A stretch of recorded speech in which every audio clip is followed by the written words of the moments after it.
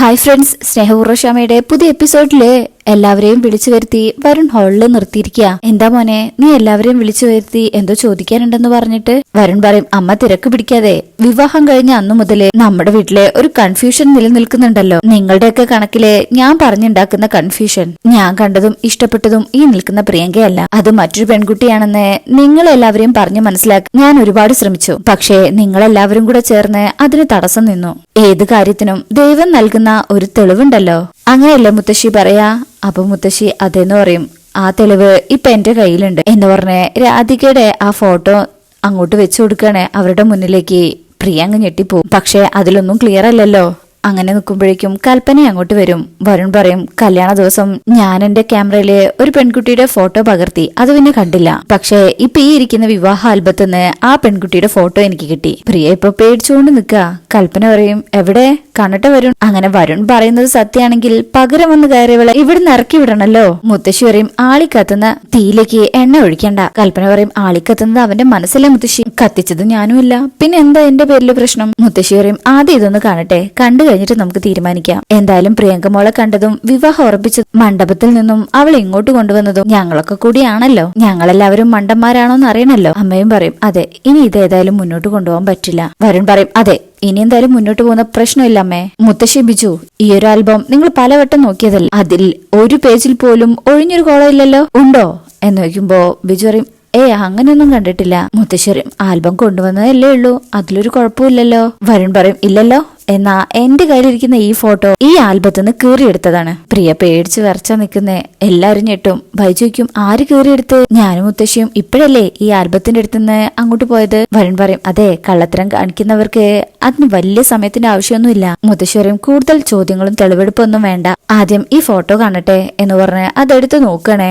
അതിലേ നോക്കി അവരെല്ലാവരും ഞെട്ടുക. പ്രിയ പേടിച്ച് വരച്ചാ നിക്കണത്. അങ്ങനെ മുത്തശ്ശിക്കും, ഇതാണോ നീ പറഞ്ഞ പെൺകുട്ടി? ഇതിലെവിടെയാടാ പെൺകുട്ടി ഉള്ളത്? അത് കേൾക്കുമ്പോ വരുൺ ഞെട്ടും. അമ്മയ്ക്കും, എന്താടാ നിനക്ക് പറ്റിയത്? എന്താ നിന്റെ പ്രശ്നം? നിനക്ക് കൂടുന്നുണ്ട് കേട്ടോ. ദാ ഈ ശൂന്യമായ ഫോട്ടോ കാണിച്ചാണോ നീ ഞങ്ങളെ പേടിപ്പിക്കുന്നത്? ദാ നോക്ക് എന്ന് പറഞ്ഞ് എല്ലാവർക്കും കാണിച്ചു കൊടുക്കുക. അതിൽ ഫോട്ടോ ഒന്നും ഇല്ലാന്ന് കാണുമ്പോഴാണ് പ്രിയക്ക് സന്തോഷാവുന്നത്. കൽപ്പന പറയും, വരുൺ, ഈ കുടുംബത്തിലെ കുറച്ച് കാര്യബോധം ഉള്ളവനാ നീ എന്നാ ഞാൻ കരുതിയത്. ഇത് വളരെ മോശമായിപ്പോയി. വരുൺ പറയും, അതെ, മോശമായിപ്പോയി. ഈ ഫോട്ടോയില് ഞാൻ കാണിക്കാൻ ഉദ്ദേശിക്കുന്ന പെണ്ണില്ല. ആ രൂപം അതിൽ നിന്ന് അപ്രത്യക്ഷമായത് എങ്ങനെയാണെന്ന് ഒരാൾക്കറിയാം. ദാ ഇവൾക്ക്. പ്രിയ ഒന്നുകൂടി പേടിക്കും, ഞാൻ എന്ത് ചെയ്തു? അങ്ങനെ വരുൺ പറയും, ആൽബത്തിന്ന് ഫോട്ടോ എടുത്തത് നീയാണ്, അത് കൊണ്ടുപോയി നശിപ്പിച്ചത് നീയാണ്, സത്യല്ലേ? അതില് പ്രിയ പറയും, എനിക്കൊന്നും അറിയില്ല. ആൽബം മുത്തശ്ശിയുടെ കയ്യിലിരിക്കുമ്പോഴല്ലേ ഞാൻ അകത്തേക്ക് പോയത്, പിന്നെ ഞാൻ എന്ത് ചെയ്തു? ബിജുവും പറയും, അത് ശരിയാണല്ലോ. വരുൺ പറയും, പക്ഷെ തെളിവ് ഞാൻ തന്നാലോ? ഈ ഫോട്ടോ ഈ ആൽബത്തിൽ ഉണ്ടായിരുന്നതാണെങ്കിൽ അതുണ്ടായിരുന്ന സ്ഥലത്ത് ഇപ്പൊ ഒരു ഒഴിവുണ്ടാവില്ലേ? കൽപ്പന പറയും, ഉണ്ടാവും. ഇന്നലെ രാത്രി കൊണ്ടുവന്ന ഈ ആൽബത്തിൽ അങ്ങനെ ഒരു ഒഴിവുണ്ടെങ്കിൽ അത് പലവട്ടം മറച്ചു നോക്കിയാ മുത്തശ്ശിയും ബിജുവോ അത് കണ്ടിട്ടില്ലെങ്കിൽ അതിനർത്ഥം അതാരോ കീറിയെന്നല്ലേ. സോ ഈ ഇരിക്കുന്ന ആൽബത്തിന്ന് ഒരു ഫോട്ടോ പോയിട്ടുണ്ടെങ്കിൽ ഞാൻ പറയുന്നതാണ് സത്യം, ആർക്ക് വേണമെങ്കിലും പരിശോധിക്കാം. മുത്തശ്ശി പറയും, ബിജു ആൽബം എടുക്ക്. അങ്ങനെ അവര് ആൽബം അങ്ങനെ മറച്ചു നോക്കുക. അപ്പൊ പ്രിയ അങ്ങനെ വരുണ്ണ നോക്കുന്നുണ്ട്. എന്നിട്ട് ചില കാര്യങ്ങൾ ആലോചിക്കുക. അതായത് ആൽബം അവിടെ വെച്ച് മുത്തശ്ശിയും ബിജുവും പോയി കഴിഞ്ഞാല് പ്രിയ മറ്റു 2 ഫോട്ടോയും ഗമ്മും എടുത്ത് അങ്ങോട്ട് വരും. എന്നിട്ട് ആരും കാണാതെ ആ ഒഴിഞ്ഞ ഭാഗത്ത് ആ 2 ഫോട്ടോസ് ഒട്ടിച്ചു വെക്കാണ്. അങ്ങനെ എപ്പോഴേക്കും ഇവിടെ ആൽബമൊക്കെ മറച്ചു നോക്കും. മുത്തശ്ശി ഈ ആൽബത്തിൽ ഒരു കുറവുമില്ല. വരുൺ അങ്ങ് ഞെട്ടും. മുത്തശ്ശിക്കും, പിന്നെ നീ ഇപ്പോ ഏത് ഫോട്ടോയുടെ കാര്യ പറയുന്നേ? കൽപ്പന പറയും, അല്ല മുത്തശ്ശി, വരുൺ ഇത്രയും സീരിയസ് ആയിട്ട് ഒരു കാര്യം നമ്മുടെ മുന്നിൽ അവതരിപ്പിക്കണമെങ്കിൽ എന്തോ പ്രശ്നമുണ്ടല്ലോ. മുത്തശ്ശി പറയും, നീ ആയിട്ട് പ്രശ്നങ്ങൾ ഉണ്ടാക്കേണ്ട കൽപ്പനെ. എടാ മോനെ, ഇത് നീ ഒരു കവലയിൽ നിന്നല്ല ചെയ്യുന്നത്. ഈ കുടുംബത്തിലെ എന്നെയും നിന്റെ അമ്മയൊക്കെ കാവൽ നിർത്തിക്കൊണ്ട് ഇത്രയും നാൾ നിന്നെ കുറിച്ച് എനിക്ക് അഭിമാനം മാത്രമേ ഉണ്ടായിരുന്നുള്ളൂ. അതെന്റെ മനസ്സിന്ന് ഇല്ലാതാക്കോടാ നീ.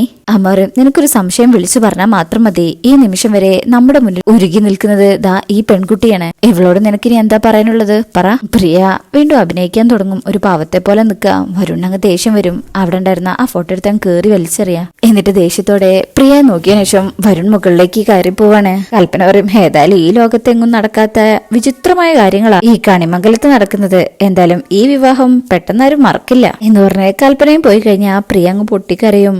അത് കാണുമ്പോ അവർക്ക് സങ്കടാവും. മോളെ എന്ന് വിളിച്ച് അമ്മ അടുത്തെല്ലുമ്പോ മുത്തശ്ശി പറയും, എന്നെ കുറ്റപ്പെടുത്തിക്കോട്ടെ, പക്ഷെ എന്നോട് എന്തിനും ഇങ്ങനെ പെരുമാറുന്നത്? പോട്ടെ മോനെ, അവന്റെ മനസ്സിന് എന്തോ പറ്റിയിട്ടുണ്ട്, പറഞ്ഞിട്ട് കാര്യമില്ല. ചുറ്റുള്ളവര് പലരും ശത്രുക്കളാ. എന്റെ മോന്റെ മനസ്സ് മാറാൻ അവരെന്തെങ്കിലും ചെയ്തിട്ടുണ്ടോന്ന്. അപ്പൊ പ്രിയ കരഞ്ഞോണ്ട്, മുത്തശ്ശി, കണ്ട നിമിഷം മുതല് ദൈവത്തിന്റെ സ്ഥാനത്താ ഞാൻ മുത്തശ്ശിയെ കാണുന്നത്. ഞാൻ കാരണം മുത്തശ്ശി വരുണിനെ വെറുക്കരുത്.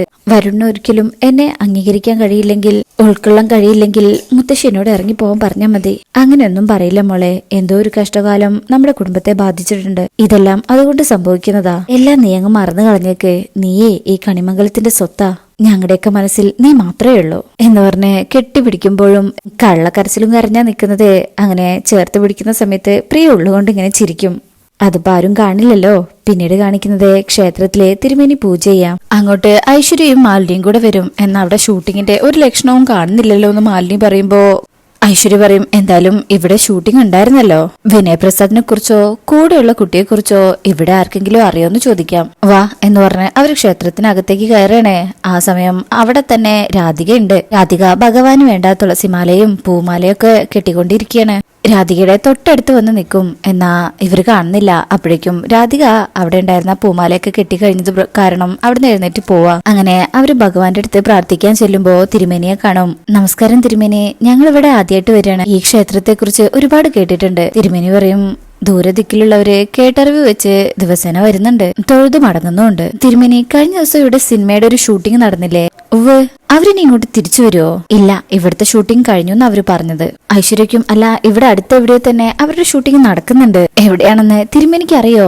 തിരുമേനി പറയും, ക്ഷമിക്കണം, അത്ര താല്പര്യമില്ലാത്ത കാര്യമായതുകൊണ്ട് ഞാൻ അതിലൊന്നും ശ്രദ്ധ കൊടുക്കാറില്ല. അപ്പൊ ഐശ്വര്യക്കും, ഇവിടെ ഷൂട്ടിന് വന്നപ്പോ വിനയപ്രസാദ് എന്ന ആർട്ടിസ്റ്റിന്റെ കൂടെ അവരുടെ അനിയത്തി ഉണ്ടായിരുന്നോ? ചിലപ്പോ ഉണ്ടായിട്ടുണ്ടാവും. എന്തായാലും ഞാൻ പരിചയപ്പെട്ടിട്ടില്ല. എന്തായാലും തൊഴുതോളൂ, പൂജ കഴിഞ്ഞിട്ട് പ്രസാദം എടുത്തു തരാം. ഈ സമയം രാധിക അവിടെ പൂക്കൾ വറക്കുകയാണേ, ക്ഷേത്രത്തിന്റെ അകത്ത് തന്നെ. അപ്പോ ഐശ്വര്യ പറയും, മാലിനി പുറത്തു പോയി അന്വേഷിക്കേ, ഞാൻ ഇവിടെ അകത്ത് തന്നെ അന്വേഷിക്കട്ടെ ഷൂട്ടിങ്ങിനെ കുറിച്ചൊക്കെ. അങ്ങനെ മാലിനി പോവും. ഐശ്വര്യയും പ്രാർത്ഥിക്കാനൊന്നും നിൽക്കാതെ അവിടെയുള്ള ഒരാളുടെ അടുത്തേക്ക് ചെല്ലും, മറ്റൊരു തിരുമേനിയുടെ അടുത്തേക്ക്. കഴിഞ്ഞ ദിവസം സിനിമയുടെ ഷൂട്ടിംഗ് നടക്കുമ്പോ താങ്കൾ ഇവിടെ ഉണ്ടായിരുന്നോ? ഉണ്ടായിരുന്നോ? ഐശ്വര്യക്കും, അപ്പൊ ഇവിടെ വിനയപ്രസാദ് എന്ന ആർട്ടിസ്റ്റിന്റെ കൂടെ ഒരു പെൺകുട്ടി ഉണ്ടായിരുന്നില്ലേ, ആ കുട്ടിയെ അറിയോ? തിരുമേനി പറയും, ഷൂട്ടിങ്ങിന് വന്നവരുടെ കൂട്ടത്തില് ആണുങ്ങളും പെണ്ണുങ്ങളും ആയിട്ട് ഒരുപാട് പേരുണ്ടായിരുന്നു. ആ നടനെയും നടിയെയും അറിയാം, ബാക്കിയുള്ളവരെ പരിചയമില്ല. അന്ന് വിനയ മേഡത്തിന്റെ കൂടെ ഉണ്ടായിരുന്ന കുട്ടി ഹോസ്പിറ്റലിൽ ചെന്ന് ഗായിക ശ്യാമ മേഡത്തിന് ബ്ലഡ് കൊടുത്തിട്ടുണ്ടായിരുന്നു. അന്ന് കാണാൻ കഴിഞ്ഞില്ല. അതാരാണെന്നറിഞ്ഞ ഒന്ന് കാണാൻ വേണ്ടിട്ടാ ഇപ്പൊ വന്നത്. തിരുമേനി പറയും, ഓ അതിപ്പോ ആരാണെന്നൊരു പിടുത്തവും കിട്ടുന്നില്ലല്ലോ, ഞാനൊന്ന് തിരക്കാം. ഇവിടെ ഉള്ളവർക്ക് നിശ്ചയം കാണുമെന്ന് ഉറപ്പില്ല. ആ, അറിയിക്കെങ്കില് ഉപകാരമായിരുന്നു.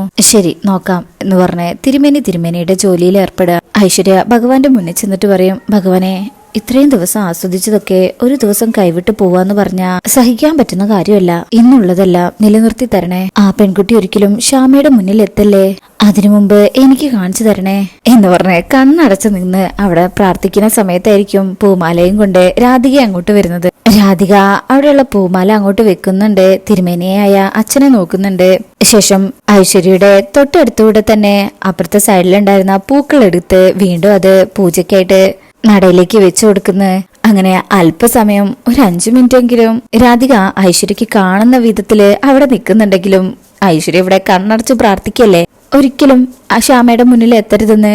അതുകൊണ്ട് തന്നെ ഇപ്പോ ഐശ്വര്യക്ക് കാണാൻ കഴിഞ്ഞിട്ടില്ല. രാധിക അവിടെ നിന്ന് പോകുന്ന സമയത്തായിരിക്കും ഐശ്വര്യ കണ്ണു തുറക്കുന്നത്. ശേഷം ഐശ്വര്യ ഫോൺ എടുത്ത് ആരോടോ സംസാരിക്കാൻ വേണ്ടി അങ്ങോട്ട് മാറി നിൽക്കാണ്. ഞാനിപ്പോ ശ്രീകൃഷ്ണപുരം ക്ഷേത്രത്തിലാണ്. ഇവിടെ അന്വേഷിച്ചു, ആ കുട്ടിയെ കുറിച്ച് ആർക്കും യാതൊരു വിവരവും ഇല്ല എന്നിങ്ങനെ ആരോടോ കാര്യമായിട്ട് സംസാരിച്ചുകൊണ്ട് നിൽക്കുക. അങ്ങനെ ഈ സമയം രാധിക വീണ്ടും ഐശ്വര്യ പ്രാർത്ഥിച്ചു നിന്നിരുന്ന അവിടേക്ക് തന്നെ പോവാണ്. അങ്ങനെ ഭഗവാന്റെ മുന്നിൽ പ്രാർത്ഥനയോടെ നിൽക്കുക. തിരുമേനി പൂജ കഴിഞ്ഞ പ്രസാദം എടുത്തു വരും. ഐശ്വര്യ ഫോണിൽ സംസാരിക്കുന്നത്, സത്യം പറഞ്ഞ ഇതിപ്പോ കാര്യങ്ങൾ വളരെ സീരിയസ് ആയിക്കൊണ്ടിരിക്കുക. സത്യം പറഞ്ഞ ഞാനും ശ്യാമയും തമ്മില് ഒരു ഓട്ടപ്പന്തയത്തിലാണ്. ആരായിരിക്കും ആദ്യം ആ പെൺകുട്ടിയെ കണ്ടെത്താന്ന്. ഇതേ സമയം തിരുമേനി പ്രസാദൊക്കെ കൊടുക്കും. ഐശ്വര്യയെ തെരയുമ്പോ ഐശ്വര്യ അപ്പുറത്ത് നിൽക്കുന്നത് കാണും. അപ്പൊ രാധികയോട് പറയും, മോളെ, ഈ പ്രസാദം അവർക്ക് കൊടുത്തേക്കോ എന്ന് പറഞ്ഞു കൊടുക്കുമ്പോ രാധിക ശരി അച്ഛാന്ന് പറഞ്ഞ് അത് വാങ്ങിച്ച് ഐശ്വര്യയുടെ അടുത്തേക്ക് പോവാണ്. ഐശ്വര്യ ഫോണിൽ സംസാരിക്കുകയാണല്ലോ. ശ്യാമ ജയിക്കുന്നതിനെ കുറിച്ച് എനിക്ക് ചിന്തിക്കാൻ പറ്റില്ല. ശ്യാമ ജയിച്ച പിന്നെ എന്റെ ജീവിതത്തില് ഞാൻ സമ്പൂർണ്ണമായി തോറ്റൂന്ന് തന്നെയാ. അതുകൊണ്ട് ഏതു വിധേനയും എനിക്ക് അവളെ കണ്ടെത്തിയേ പറ്റൂ എന്നിങ്ങനെ പറഞ്ഞുകൊണ്ടിരിക്കുമ്പോഴായിരിക്കും രാധിക പ്രസാദവുമായി വരുന്നത്. മാഡം പ്രസാദം എന്ന് പറയുമ്പോഴും ഐശ്വര്യ ഫോണിലാണല്ലോ, മുഖത്തേക്ക് നോക്കുന്നില്ല. ശരി വെക്കില്ലേ, ഞാൻ എന്തായാലും ഇന്ന് കോടതിയിലേക്ക് വരാം, അവിടെ വെച്ച് കാണാൻ പറ്റും നമുക്ക്. രാധികയാണെങ്കിൽ ഐശ്വര്യ നോക്കാത്തത് കാരണം അതും കൈ പിടിച്ചോണ്ട് നിൽക്കണേ. മാഡം പ്രസാദം എന്ന് പറയുമ്പോ ഐശ്വര്യ മുഖത്തേക്ക് നോക്കാതെ തന്നെ കൈ നീട്ടും. അത് കയ്യിൽ വെച്ചു കൊടുത്ത് രാധിക അവിടുന്ന് പോകും. സംസാരിക്കാനൊന്നും നിൽക്കുന്നില്ല, കാരണം ഫോണിലല്ലേ. കോള് കട്ട് ചെയ്ത് നോക്കുമ്പോഴേക്കും രാധിക അവിടുന്ന് പോയിട്ടുണ്ട്. അങ്ങനെ ഐശ്വര്യ ഛേ എന്ന് പറഞ്ഞ് നിൽക്കുക. മാലിനിയും ഇതുപോലെ തെരഞ്ഞു നടക്കുക. മാലിനി മുന്നോട്ടേക്ക് നടക്കുകയാണെങ്കിലും തിരിഞ്ഞു നോക്കി ഇങ്ങനെ നടക്കുന്നത് കാരണം മാലിനിയുടെ തൊട്ടു മുമ്പിലൂടെ രാധിക പോവാണ്. ബാക്കോട്ട് തിരിഞ്ഞ് മുന്നോട്ട് നടക്കുന്നത് കൊണ്ട് തന്നെ രാധികയെ മാലിനിയും കണ്ടിട്ടില്ല. അങ്ങനെ ഐശ്വര്യയുടെ അടുത്ത് ചെന്ന് പറയും, മാഡം അങ്ങനെ ഒരു പെൺകുട്ടിയെ കുറിച്ച് ഇവിടെ ആർക്കും അറിഞ്ഞൂടാ. കീഴ്ശാന്തിയും അത് തന്നെയാ പറഞ്ഞത്. ഇനി നമ്മള് ഇവിടെ നിൽക്കുന്നത് കൊണ്ട് അർത്ഥമില്ല. ഈ നാട്ടിലുണ്ട്, ഈ നടയിലുണ്ട്, അത് തീർച്ചയാ. ഈ സമയം നട തുറന്ന് വീണ്ടും മണിനാഥൻ കേൾക്കണേ. അപ്പൊ എല്ലാരും തൊഴാൻ നിൽക്കുന്ന കൂട്ടത്തില് രാധികയും വന്ന് പ്രാർത്ഥിക്കുന്നുണ്ട്. എന്നാ ഐശ്വര്യയും മാലിനിയും അതിനല്ലല്ലോ വന്നത്, അതുകൊണ്ട് തന്നെ അതൊന്നും കാര്യാക്കാണ്ട് അവിടുന്ന് പോവും. അപ്പൊ ഇങ്ങനെയൊക്കെയാണ് ഈ ഭാഗത്തുള്ളത്. പിന്നീട് കാണിക്കുന്ന പ്രമോലെ പ്രിയ രാധികയെ ഫോൺ വിളിച്ചിട്ട് പറയും, നാളെ രാവിലെ ഞാൻ അമ്പലത്തിലേക്ക് വരാം, ചേച്ചി അവിടെ ഉണ്ടാകണം എന്ന് പറയുമ്പോ രാധിക അതിന് സമ്മതിക്കാണ്. ശേഷം അടുത്ത ദിവസം ക്ഷേത്രത്തിലേക്ക് പോവാനായി ഒരുങ്ങി പ്രിയങ്ക വരികയാണ്. അമ്മയോടും മുത്തശ്ശിയോടും കാര്യം പറഞ്ഞു പോകാൻ തുടങ്ങുമ്പോഴായിരിക്കും വരുൺ അങ്ങോട്ട് വരുന്നത്. നിങ്ങൾ ഒരുമിച്ചാണോ പോകുന്നതെന്നൊക്കെ മുത്തശ്ശി ചോദിക്കുമ്പോ വരുൺ പറയും, ആ നാട് എനിക്കും വളരെ പ്രിയപ്പെട്ടതാണ്, അതുകൊണ്ട് ഞാൻ ഏതായാലും പോകുന്നുണ്ട്, ഇയാൾക്ക് എന്റെ കൂടെ വരാം എന്ന് പറഞ്ഞിട്ട് പ്രിയനെ കൂട്ടിയിട്ടാണ് വരുൺ അവിടുന്ന് പോകുന്നത്. ഇവരുടെ ഈ പോക്ക് കാണുമ്പോ മുത്തശ്ശിക്കും അമ്മയ്ക്കും സന്തോഷാവാണ്. ഇവരെന്തെങ്കിലും ശരിയാവുന്നുള്ള രീതിയിൽ. അവര് ശുദ്ധ മനസ്സായതുകൊണ്ട് പ്രിയയുടെ കള്ളത്തിലൊന്നും മനസ്സിലാവുന്നില്ലല്ലോ. ഇവര് പോയി കഴിഞ്ഞാലേ കൽപ്പന ഉർവശിയോട് പറയും, അവൾക്കുള്ള പണി നമുക്ക് കൊടുക്കണം എന്നൊക്കെയുള്ള ഡിസ്കഷനല്ല അവര് നിൽക്കുന്നത്. ശേഷം പിന്നീട് കാണിക്കുന്നത് പ്രിയയും വരുണും കൂടെ ക്ഷേത്രത്തിലേക്ക് വരുന്നതാ. ഇത് തിരുമേനി കാണുന്നുണ്ടോ അറിയില്ല. തിരുമേനി പുറത്തിറങ്ങുന്ന സമയം രാധിക അങ്ങോട്ട് വരുന്നുണ്ട്. എന്നാ പ്രിയയുടെ കൂടെ വരുണിനെ കാണുന്നതും രാധിക പ്രിയയുടെ അടുത്തേക്ക് ചെല്ലാണ്ട് അവിടുന്ന് മാറിപ്പോവാണ്. ഇതൊക്കെ തിരുമേനി ശ്രദ്ധിക്കുന്നുണ്ടെന്നാ തോന്നുന്നത്. ഒരു ഞെട്ടലോടുകൂടി ഇങ്ങനെ നോക്കി നിൽക്കുക. അങ്ങനെ രാധിക ഇനിയിപ്പോ പ്രിയനെ കാണാൻ കഴിയില്ലെന്ന് കരുതിയിട്ട് മറ്റൊരു വഴിക്ക് അവിടുന്ന് പോവാ. ഇതേ സമയം വരുൺ ക്ഷേത്രത്തിനകത്ത് തൊഴുതതിനു ശേഷം പുറത്തുള്ള നാഗക്കാവിലേക്കോ മറ്റോ പോകുന്നുണ്ട്. അങ്ങനെ അവിടെ നിന്ന് പ്രാർത്ഥിക്കുക. വരുൺ പ്രാർത്ഥിക്കുന്നത് തന്റെ പ്രിയതമയെ തനിക്ക് കിട്ടണമെന്ന് തന്നെയാണ്. ഈ സമയം ആ വഴിയിലൂടെ ആയിരിക്കും രാധിക വീട്ടിലേക്ക് പോകുന്നത്. വരുണിന്റെ മുന്നിൽ പെടാതിരിക്കാൻ പോകുന്നതാ. എന്നാ രാധിക ഇങ്ങനെ പോകുന്നത് പിന്തുടർന്നിട്ട് ഗൗതമും ടീമും വരുന്നുണ്ട്. രാധികയെ കാണുന്നതും ഗൗതത്തിന്റെ ഒരു ഫ്രണ്ട് പിന്നിലൂടെ വന്ന് രാധികയുടെ വാ പൊത്തിവെക്കുക. രാധിക ബഹളം ഉണ്ടാക്കുന്ന സമയം എന്തോ ഒരു ശബ്ദം കേട്ട് വരുൺ തിരിഞ്ഞു നോക്കുക. ഈ കാഴ്ച കാണുന്ന വരുൺ പിന്നെ പ്രതികരിക്കാതെ നിൽക്കോ. പ്രാർത്ഥനയ്ക്ക് അവസാനിപ്പിച്ച് ഗൗതത്തിന്റെ കൂട്ടുകാരെ അടിച്ച് പഞ്ഞിക്കിടും. തന്റെ പ്രിയതമയെ ചേർത്ത് പിടിക്കും. രാധികയുടെ കൈ പിടിച്ച് തന്നിലേക്ക് അടുപ്പിക്കുക. രാധിക ഒരു ഞെട്ടലോടുകൂടി വരുണിനെ എങ്ങനെ നോക്കി നിൽക്കുക. കാരണം എന്ത് പ്രശ്നം ഉണ്ടാവുമ്പോഴും വരുൺ വന്ന് രക്ഷിക്കുന്നുണ്ടല്ലോ. ഈ ഒരു സംഭവം രാധിക വിശ്വസിക്കാനാവാതെ വരുണിനെ തന്നെ നോക്കി നിൽക്കാണ്. അങ്ങനെ വരുൺ വന്ന് ഇങ്ങനെ രാധികയെ രക്ഷിക്കുന്നത് ഗൗതം കാണുന്നുണ്ട്. ഗൗതം ഛേ എന്ന് പറഞ്ഞിങ്ങനെ തലയ്ക്ക് കൈവെക്കാണ്. വരുൺ ഉള്ളത് കൊണ്ട് തന്നെ ഗൗതത്തിന് അവരുടെ മുന്നിലേക്ക് പോവാൻ വയ്യല്ലോ. വരുണാണെങ്കിൽ അത് ഗൗതമാണ് ചെയ്തതെന്നും അറിയില്ല. അങ്ങനെ രാധിക വരുണിനെ ഇങ്ങനെ ചേർത്ത് പിടിക്കുമ്പോ പ്രണയപൂർവ്വമാണ് രാധിക വരുണിനെ ഇങ്ങനെ നോക്കുന്നത്. ഏതാപത്തുനിന്നും തന്നെ രക്ഷിക്കാൻ തന്റെ ഭർത്താവ് വരുന്നുള്ളൊരു വിശ്വാസം അത് രാധികയില് വീണ്ടും ഉറപ്പ് കൂട്ടുകയാണ്. ഇതേസമയം വരുണിനെ കാണാതെ പ്രിയങ്ക അവിടെ അന്വേഷിച്ചു നടക്കുന്നതായിട്ടും കാണാം. അപ്പൊ ഈ ഒരു ഭാഗം അടുത്ത 2 ദിവസത്തിനുള്ളിൽ തന്നെ നമുക്ക് കാണാൻ പറ്റുമെന്ന് വിചാരിക്കാം. അപ്പോ ഇന്നത്തെ ഈ ഭാഗം ഇഷ്ടപ്പെട്ടിട്ടുണ്ടെങ്കിൽ ചാനൽ എല്ലാവരും ഒന്ന് ലൈക്ക് ചെയ്ത് സബ്സ്ക്രൈബ് ചെയ്ത് സപ്പോർട്ട് ചെയ്തേക്കണേ. താങ്ക്